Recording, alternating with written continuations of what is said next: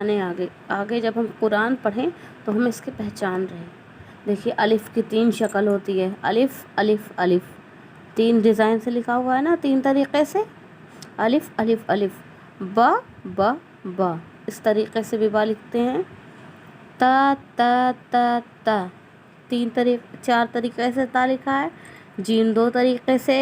دال 2 طریقے سے، عین 3 طریقے سے، فا 3 طریقے سے، اور کاف 3 طریقے سے، لام 3 طریقے سے، میم 3 طریقے سے، اسی طریقے سے نون 3 طریقے سے، اور ہا 4 طریقے سے،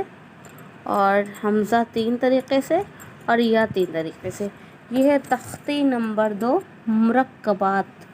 لفظوں کی پہچان کرنا ہے ہمیں۔ ابھی تو ہم یہ سوچ رہے تھے کہ مخرج کی ادائیگی کیسے کرنا ہے، اب ہمیں لفظ کس طریقے سے لکھے جاتے ہیں ان کی پہچان کرنا ہے۔ دیکھیے بہت غور فرمائیے کہ ان کی شکلیں ایسے ہوتی ہیں، تا کی 4 شکل ہوتی ہے، با کی 3 شکل ہوتی ہے، اسی طریقے سے آگے دیکھیے عین ایسے لکھا ہے، یہ غین لکھا ہے، یہ حمزہ، کنفیوز ہو جائیں گے نا، حمزہ اور عین میں اگر کہیں چھوٹا سا ایسے لکھا ہوا ہوگا، ایسے کنفیوز ہو سکتے ہیں، ہم سبھی کنفیوز ہو سکتے ہیں۔ تو اسی طریقے سے جب ہم یہ شکلیں پہچان لیں گے تو ہماری ساری کنفیوژن ختم ہو جائے گی۔ تو یہ ہے غین، دو طریقے سے لکھا ہوا ہے، صاد عین، ضاد غین، با عین دال، تا غین دال۔ اسی طریقے سے دیکھیے یہ بھی حمزہ ہے، یہیں پہ آپ کنفیوز ہوں گے، یہ بھی حمزہ، یہ بھی حمزہ، جس پر زبر زیر یا پیش نہ ہو وہ حمزہ کہلاتا ہے۔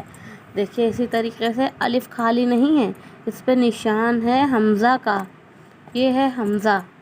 حمزہ کی ایک شکل یہ بھی ہے اور ایک شکل یہ بھی ہے،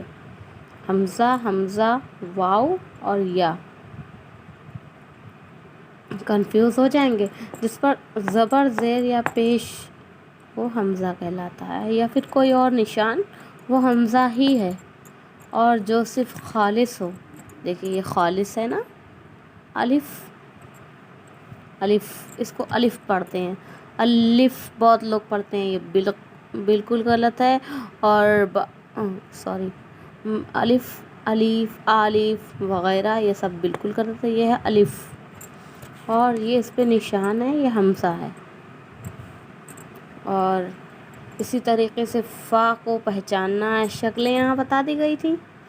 اور اب ہمیں یہاں پہچان کرنی ہے۔ دیکھیے